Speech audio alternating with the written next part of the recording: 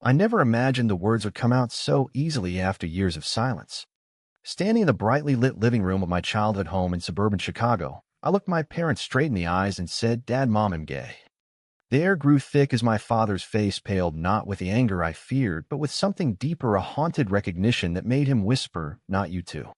That moment changed everything. My name is Braylon Hayes, 28 years old, working as a graphic designer in Seattle, where I had built a life far from the expectations of my traditional family. For months, my boyfriend Kai had encouraged me to come out, telling me that living in the shadows was no way to love fully. Kai, with his warm brown eyes and steady presence as a teacher, had become my anchor. We met 2 years ago at a community art event, and from our first conversation about favorite books and hidden dreams, I knew he was different. He saw me, the real me, not the version I presented to keep peace. After the tense dinner where my mother cried quietly and my father excused himself to the garage, I drove back to Seattle with a heavy heart. Kai was waiting in our cozy apartment overlooking the Puget Sound. The sun was setting, casting a golden glow through the large windows as I stepped inside. He pulled me into his arms without a word, his chin resting on my shoulder. "You did it, Bray," he murmured. "I'm so proud of you." We sat on the couch, his hand intertwined with mine, talking late into the night about what came next.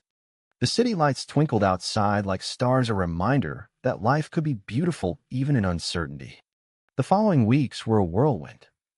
My mother called daily, her voice wavering between confusion and love. She wanted to understand, asked questions about Kai, about how long I had known. My father was quieter, his responses short. I threw myself into work designing logos for local businesses while Kai graded papers at the kitchen table. Our evenings were simple but profound, cooking pasta together, watching old movies, walking along the waterfront where the salty air filled our lungs. One Saturday afternoon, we drove to a nearby park. The sun was high and bright, illuminating the green lawns and blooming flowers. Kai stopped under a large oak tree and turned to me. "Whatever happens with your family, we face it together," he said, his voice firm. I leaned in, our foreheads touching, a quiet moment of connection that filled me with strength. His lips brushed mine softly, a promise of unwavering support. But the cryptic words from my father lingered. "Not you too." What did that mean? I pushed it aside at first, focusing on building my future with Kai. We attended a friend's barbecue where other couples, both straight and gay, laughed and shared stories. For the first time, I felt seen without shame. Kai introduced me as his partner with such ease that it made my chest swell. Later that night back home, we talked about family legacies. Kai shared how his own coming out had been rocky, but ultimately brought his parents closer to him.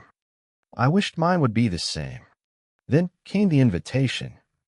My aunt called to say they were cleaning out my grandfather's old study in the family house.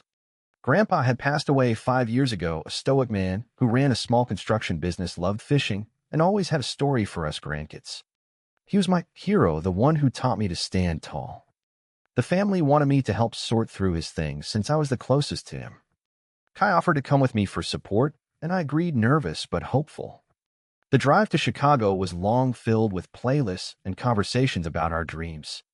Kai dreamed of writing a book on education reform. I wanted to start my own design firm. As we pulled up to the familiar two-story house with its white picket fence bathed in afternoon sunlight, my stomach twisted. My parents greeted us warmly enough, though Dad avoided eye contact at first. Mom hugged Kai, tentatively offering him coffee. The house smelled of fresh, baked cookies, an attempt at normalcy. We gathered in Grandpa's study, dust motes dancing in the beams of light from the window. Boxes were stacked everywhere. As I opened one marked personal, my fingers brushed against an old leather journal and a bundle of yellowed letters tied with string. The handwriting on the top envelope was not Grandpa's familiar scrawl. It was addressed to him from someone named Elias. Curious, I slipped one out when no one was looking and read the first line: "My dearest Thomas, every day without you feels like an eternity in this world that refuses to understand us." My heart stopped. Thomas was my grandfather's name. Who was Elias, and what did this mean? I quickly hid the letters in my bag, deciding to read them later in private with Kai. That evening after dinner, where conversation stayed surface level, Kai and I retreated to the guest room. Under the soft lamplight, I untied the bundle. The letters spanned years from the 1950s, speaking of secret meetings, stolen moments, and a love that had to remain hidden due to the times. Grandpa had loved a man. deeply, passionately, but chose family duty over his heart in the end. Kai read alongside me, his hand on my back. Braylon, he whispered, you weren't the first. This changes everything. Tears welled in my eyes as the weight of generations settled on me. I thought I was breaking new ground carrying the burden alone, but here was proof that my hero had walked a similar path in silence. The night stretched on as we processed it, our bond feeling even stronger in the shared discovery. We talked until the early hours about what this meant for me, for us, for the whole family. I felt a mix of relief and confusion, a door opening to a past I never knew existed. Kai listened without judgment, his presence a steady light in the storm of emotions swirling inside me. As dawn broke through the curtains, I knew this discovery would force choices I never anticipated, but with Kai by my side, I felt ready to face them. The next morning, the house buzzed with the usual family routines, but my mind was elsewhere. Mom made breakfast, pancakes, and fresh coffee, the aroma filling the kitchen with a sense of normalcy that felt fragile. Dad sat at the table reading the newspaper, his face buried in the pages, avoiding conversation. Kai helped set the table, his easy smile easing the tension. We chatted about nothing important, the weather, the drive back to Seattle, but underneath it all the letters burned in my bag like a secret waiting to explode. After breakfast, Kai and I slipped away to the backyard where the sun warmed the wooden deck chairs. I pulled out the bundle again, and we read more together. Elias wrote of late-night talks in hidden corners of the city, stolen glances at work sites where Grandpa built homes for others while hiding his own. One letter described a weekend they spent fishing far from prying eyes, how they talked about a future that could never be. Grandpa replied in careful words, expressing the same longing, but also the fear of losing everything: his wife, his children, his place in the community. The words painted a picture of a man torn between love and duty, a man I thought I knew, but never really did. Reading those pages brought waves of empathy and anger. Empathy for the isolation Grandpa must have felt in an era when being gay meant risking everything. Anger that he never shared this with me, that he carried it alone. Kai squeezed my hand. Your grandpa was brave in his own way, Bray. He chose to build a family knowing the cost. Maybe that's why he always pushed you to be strong. I nodded, but inside doubt crept in. Had I inherited not just his eyes, but his silence? Would my family accept me if they knew the truth about him too? We spent the afternoon helping sort more boxes. My aunt and uncle joined us, laughing over old photos, but I kept the letters hidden.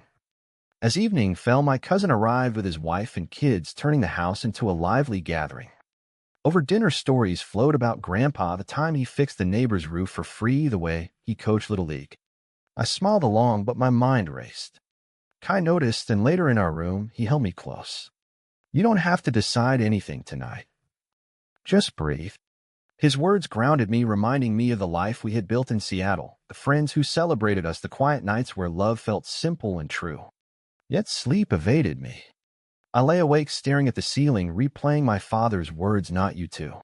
Did he know about Grandpa? Had he suspected all along? The next day, we continued the sorting, and I found more evidence: a faded photo tucked in a book showing Grandpa and a man I assumed was Elias standing shoulder to shoulder at a lake, their smiles genuine and free. The discovery deepened my internal conflict. Part of me wanted to shout the truth to the family to honor Grandpa's hidden self. Another part feared the chaos it would bring, the judgment, the rejection.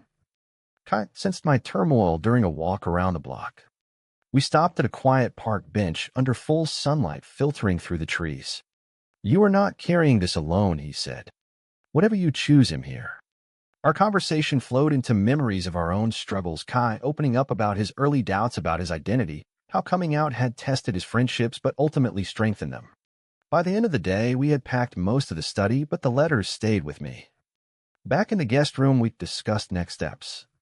I decided to take the bundle home to Seattle to study it more carefully, perhaps even research Elias if possible. Kai supported the plan, his calm presence helping me navigate the swirl of emotions. As we packed for the drive home the next morning, I felt a shift inside me. The discovery was not just about Grandpa, it was about me claiming my place in the family line without shame. The road ahead felt uncertain, but with Kai beside me, the journey seemed possible. We said our goodbyes to the family, hugs and promises to visit soon, but my heart carried the weight of the secret, a secret that would soon demand to be heard. The drive back to Seattle gave us hours to talk. Rain pattered on the windshield as Kai drove, and I read aloud from more letters. Elias described the pressure of the times, the whispers at work, the fear of being discovered. Grandpa wrote back about the joy of his children, the pride in providing for them, yet the ache of what he gave up. Each page revealed layers of sacrifice and resilience, making me see my own struggles in a new light. I thought I was pioneering this path, but Grandpa had paved it in silence decades earlier. Arriving home, the city welcomed us with its familiar energy. Our apartment felt like a sanctuary, the large windows letting in bright afternoon light. We unpacked, and I spread the letters on the dining table. Kai made tea, and we sat together, piecing together the timeline. Grandpa met Elias at a construction job in the early 50s. Their bond grew through shared lunches and weekend escapes. But when Grandpa married my grandmother, the letters became fewer, more guarded. One final note from Elias expressed understanding and goodbye, wishing him a life of quiet happiness. The closure hit me hard. Grandpa chose family over love, yet the letters showed he never forgot. Work resumed, but my focus wavered. At the design studio, colleagues noticed my distraction.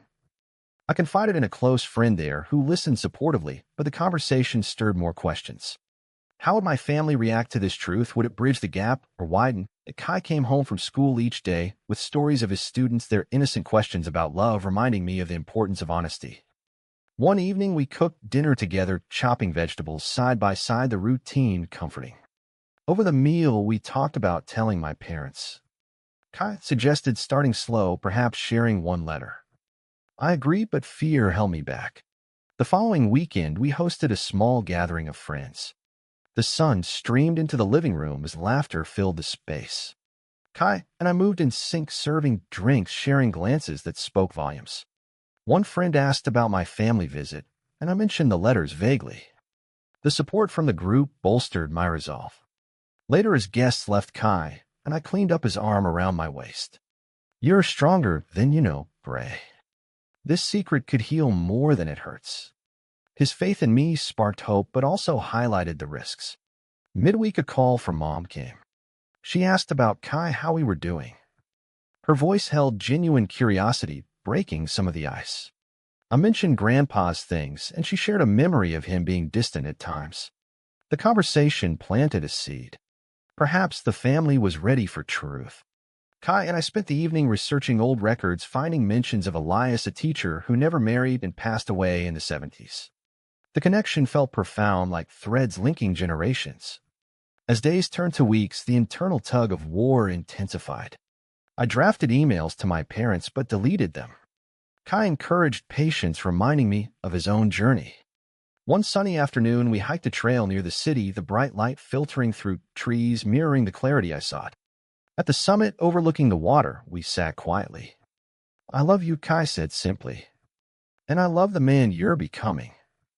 Those words anchored me. Back home, I decided it was time.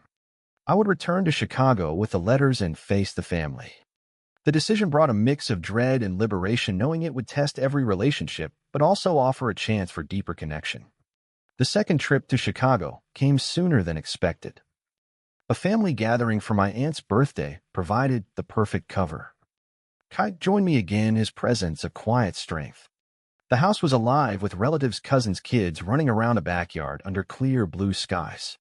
Hugs and hellos masked the undercurrent of tension from my coming out. Dad clapped me on the back, a rare gesture of affection, while Mom pulled Kai into conversation about teaching. After cake and stories, we retreated to the study once more. I waited until the house quieted, then gathered everyone, adults only. The living room filled with bright afternoon light from the windows. I placed the bundle of letters on the coffee table. Before anyone could speak, I said I found these in Grandpa's things. They're from a man named Elias. He and Grandpa loved each other. The room fell silent. Mom gasped. Dad stared at the letters, his face unreadable. My uncle scoffed, calling it impossible, but his voice wavered. I read excerpts aloud, the words echoing with raw emotion. Descriptions of hidden meetings, the pain of secrecy, the love that endured. Tears filled Mom's eyes. Your father never said a word, she whispered. Dad stood abruptly, pacing the room. This doesn't change who he was, he muttered, but his eyes betrayed recognition. The discussion stretched for hours, arguments rising then falling as each person processed the revelation. My cousin defended Grandpa, saying times were different. Kai sat beside me, his hand on my knee, offering silent support. The night brought more private talks. Mom and I sat on the porch, the stars bright overhead. She shared how Grandpa had moments of quiet sadness she attributed to work stress. Now it made sense. Dad joined later, his voice gruff but softening. I suspected something as a kid but never asked. The admission opened a door. We talked about my own journey, how Is Not You Too was born from fear of history repeating. Understanding dawned slowly, but it dawned. Kai and I discussed the day in bed, the guest room lamp casting soft light. The family reaction was mixed, but no one rejected outright. Hope flickered. The next morning, breakfast felt different, conversations deeper. Uncle still resisted, but Mom defended the truth. I felt a weight lift, realizing the secret had bound us in new ways. As we prepared to leave, Dad pulled me aside. "I'm glad you found those, son. Grandpa will be proud." The words meant everything. Back in Seattle, the experience fueled my growth. I threw myself into work with renewed purpose, designing projects that celebrated identity and resilience. Kai and I grew closer, our evenings filled with plans for the future. Yet challenges loomed. Word spread in the family, some relatives questioned my motives. A phone call from my aunt expressed concern about family image. The pressure tested me, but Kai's unwavering belief helped me stand firm. Months passed, and the truth settled like a new foundation. I returned to Chicago for holidays, the family gatherings now laced with honest talks. Mom asked more about Kai, inviting him to join video calls. Dad shared stories of Grandpa with fresh eyes, acknowledging the courage it took to live as he did. Yet not everyone embraced it fully. My uncle pushed back during one dinner, his words sharp about protecting the family name. The misunderstanding stung, creating a rift that required patience to mend. Kai faced his own pressures at school, a parent raising concerns about his personal life affecting teaching. He handled it with grace, sharing the experience with me over dinner one night. We supported each other, navigating the external judgments that mirrored Grandpa's era in subtler forms. Our relationship deepened through these trials, late-night conversations, walks in the park where sunlight highlighted our shared resolve. A misunderstanding arose when my cousin misinterpreted my sharing the letters as an attempt to rewrite history. He called, accusing me of stirring trouble. The betrayal hurt deeply, causing me to withdraw. Kai listened as I vented, his calm presence helping me see it as fear, not malice. I chose to reach out, writing a letter explaining my intent to honor rather than disrupt. The response came slowly, but reconciliation began. Work brought its own growth. A project for a local LGBTQ center allowed me to channel emotions into creative expression. Colleagues became allies, their support reinforcing my path. Kai celebrated each milestone with small gestures, a favorite meal, a handwritten note. These moments reminded me of the love Grandpa and Elias shared, the kind that endures quietly. Family dynamics shifted gradually. A group chat formed where we discussed the letters, sharing memories and insights. Mom even suggested a memorial for Grandpa, including his full story. The idea sparked debate but opened doors to healing. Through it all, my internal crisis eased. I no longer saw myself as the first, but as a continuation of voice for those silenced before. Tensions peaked when my uncle attempted to dismiss the letters as fiction, demanding they be destroyed. The confrontation happened during a family video call, the screen filled with faces under bright room lights. Accusations flew, some siding with him, others with me. Kai stood beside me, visible on camera, his support visible. The argument tested loyalties, highlighting prejudices still lingering in a family. I felt the weight of choice. Sacrifice meant risking relationships to uphold truth. I refused to back down, explaining how hiding it perpetuated the isolation Grandpa endured. The call ended in stalemate, but seeds of doubt were planted in the deniers. Kai and I processed the fallout on our balcony, the city lights providing perspective. He reminded me of my growth, the man I had become. A low point came when I doubted my decisions, wondering if silence would have been easier. Kai challenged that, gently sharing his own past struggles. His words reignited my resolve. We took a weekend trip to the coast, the ocean air and full sunlight clearing my mind. Walking hand in hand, we talked about building our own family legacy, one of openness. The family rift began to mend when Mom mediated a call. Apologies flowed and understanding grew. My uncle admitted his fear stemmed from his own unspoken doubts. The vulnerability shifted everything toward healing. Through this, I learned the power of persistence and empathy. Pivotal moments define the next phase. I organized a family visit to Grandpa's grave where we read a letter aloud, the sun shining brightly on the quiet cemetery. Emotions ran high, tears and hugs marking a turning point. Kai stood with me, his presence symbolizing unity. Dad spoke movingly about forgiveness and pride.